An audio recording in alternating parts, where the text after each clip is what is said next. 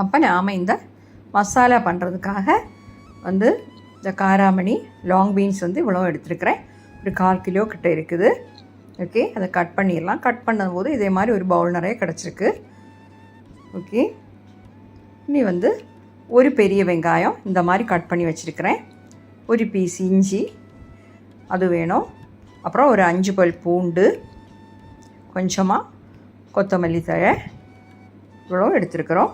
இது எல்லாமே ஒரு மிக்ஸி ஜாரில் போட்டு நல்லா அரைச்சி எடுத்துடலாம். ஓகே, இந்த கொத்தமல்லி தழைக்கு பதிலாக நீங்கள் புதினா இலை கிடச்சா அதையும் சேர்த்துக்கலாம். இப்போ வந்து மிக்ஸி ஜார் எடுத்துகிட்டு இது எல்லாமே போட்டு கொஞ்சமாக ஒரு 2 ஸ்பூன் தண்ணி விட்டு நல்லா அரைச்சிக்கோங்க. இஞ்சி இந்த மாதிரி சேர்த்துடலாம். பூண்டு, கொத்தமல்லி தழை எல்லாமே சேர்த்துட்டோம். இப்போ அரைச்சிட்டு வந்துடலாம். பாருங்கள், இந்த மாதிரி ஃபைனாக அரைச்சி எடுத்துட்டேன். ஓகே, இருக்கட்டும். இது பண்ணுறதுக்காக நாம் ஒரு கடாய் சூடு பண்ண வைக்கலாம். அதில் வந்து கொஞ்சம் ஆயில் சேர்த்துக்கலாம். 2 ஸ்பூன் ஆயில் சேர்த்துக்கோங்க.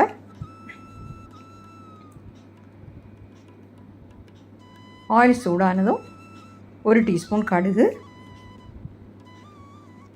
ஒரு 1/2 டீஸ்பூன் ஜீரகம்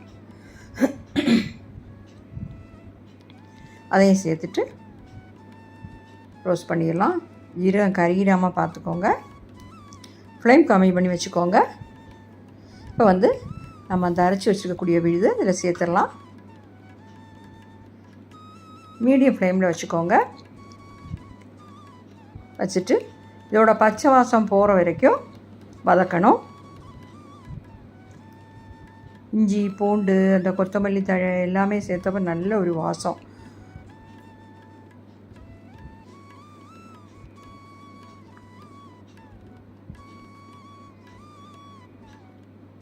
இப்போ நல்லா கிளறி விட்டு நல்லா வதக்கிடலாம்.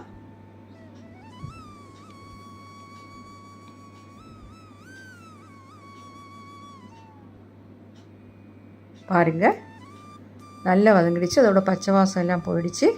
இதில் வந்து 1 டீஸ்பூன் மிளகாத்தூள் சேர்க்குறேன். நான் வந்து காஷ்மீரி சில்லி பவுடர் தான் சேர்க்குறேன். உங்களுக்கு காரத்துக்கு ஏற்றபடி நீங்கள் சேர்த்துக்கோங்க. 1/2 டீஸ்பூன் மஞ்சள் தூள், 1 டீஸ்பூன் தனியாத்தூள், 1/2 டீஸ்பூன் கரம் மசாலா பவுடர். இதெல்லாமே சேர்த்து மிக்ஸ் பண்ணிவிட்டு இதோட பச்சை வாசம் போகணும்.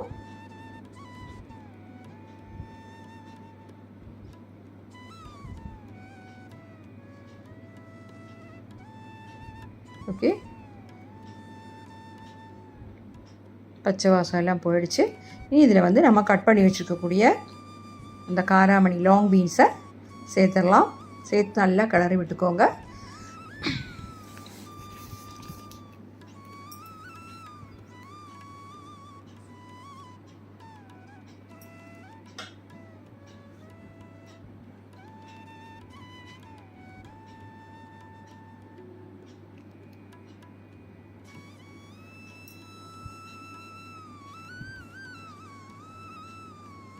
நல்லா கிளறி விட்டுட்டோம். இதில் வந்து ஒரு 1/2 கப் தண்ணி, ஒரு 1/2 கிளாஸ் தண்ணி நீங்கள் சேர்த்துக்கோங்க. நிறைய தண்ணி சேர்க்க தேவையில்லை. நம்ம கொஞ்சம் திக்கான மசாலா தான் இப்போ பண்ண போகிறோம். எப்போவுமே இந்த காராமணி வாங்கும்போது கொஞ்சம் பிஞ்சாக பார்த்து வாங்கிக்கோங்க. அதுதான் நம்மளுக்கு நல்ல டேஸ்ட்டாக இருக்கும். சீக்கிரமாக வெந்தும் கிடைக்கும். கொஞ்சம் உப்பு சேர்த்துக்கலாம்.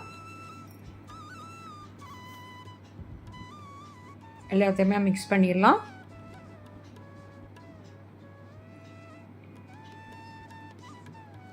கொஞ்சம் தண்ணி சேர்க்குறேன். ரொம்ப தண்ணி சேர்க்க வேண்டாம், கொஞ்சமாக சேர்த்தா போதும்.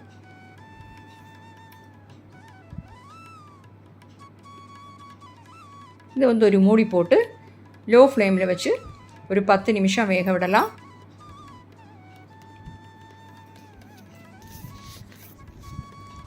இடையில திறந்து பார்த்து கிளறி விட்டுக்கோங்க. அடுத்ததாக நாம் கொஞ்சம் தேங்காய் அரைச்சி இதில் சேர்க்க போகிறோம். அதுக்காக நான் ஒரு மிக்ஸி ஜார் எடுத்துருக்கிறேன். 2 டேபிள் ஸ்பூன் துருவின தேங்காய்,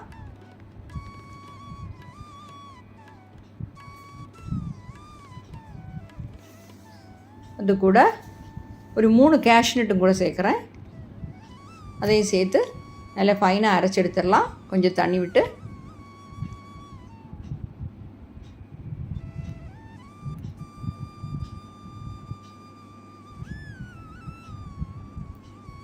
பாருங்கள், இந்த மாதிரி அரைச்சிக்கோங்க.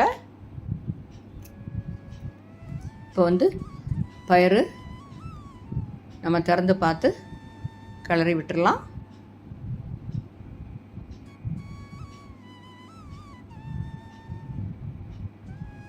பயிர் நல்லா வேகணும். சாரி, நாங்கள் இங்கே இது பயிருன்னு சொல்லுவோம், அதனால் அதே பேர் வருது. இந்த காராமணி நல்லா வேகணும். கேரளாவில் இதுக்கு வள்ளி பயிருன்னு சொல்லுவாங்க, அச்சிங்கா பயிருன்னு சொல்லுவாங்க. இப்படி இந்த பேர்லாம் தான் இங்கே சொல்கிறது.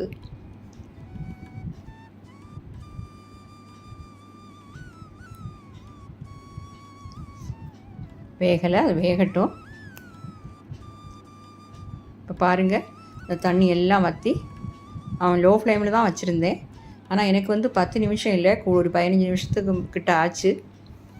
நான் சொன்ன மாதிரி நல்லா பிஞ்சாக நீங்கள் பார்த்து வாங்கினா சீக்கிரமாக வெந்துடும்.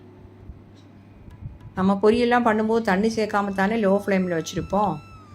இதோட நம்ம அரைச்சி வச்சுருக்கக்கூடிய தேங்காய் விதையை சேர்த்துடலாம்.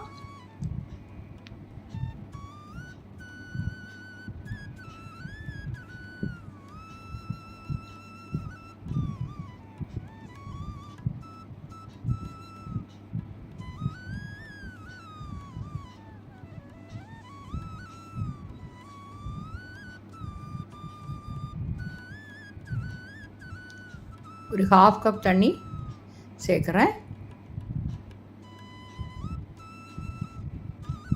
இந்த டைமில் சால்ட்டெல்லாம் செக் பண்ணிக்கோங்க. காரம் உங்களுக்கு இன்னும் கொஞ்சம் வேணும்னா கொஞ்சம் மிளகாத்தூள் வேணும்னா சேர்த்துக்கோங்க. 1 டீஸ்பூன் நம்ம சேர்த்துருக்குறோம்.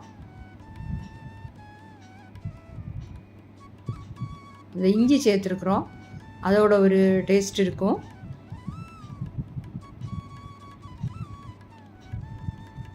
இப்போ உப்பெல்லாம் செக் பண்ணிக்கோங்க.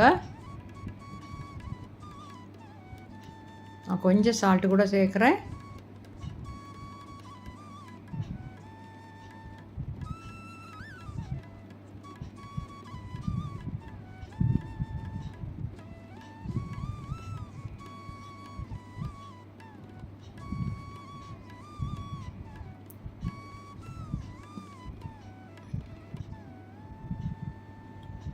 நல்ல டேஸ்ட்டாக இருக்கும் இந்த மசாலா. நீங்கள் கட்டாயம் பண்ணி பார்க்கணும்.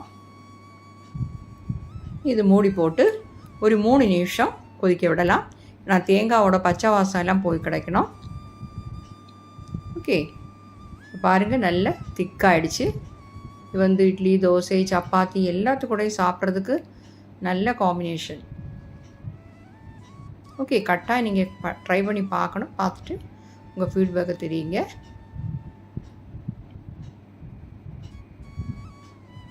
இப்போ நம்ம லாங் பீன்ஸ் மசாலா சூப்பராக கிடச்சிருக்கு.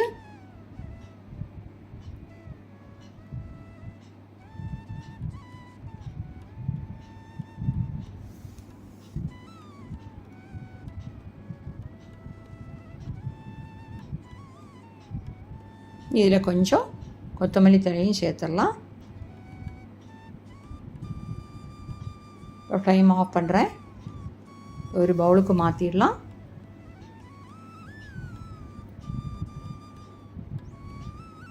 பாருங்கள், சூப்பராக ரெடி ஆகிடுச்சு.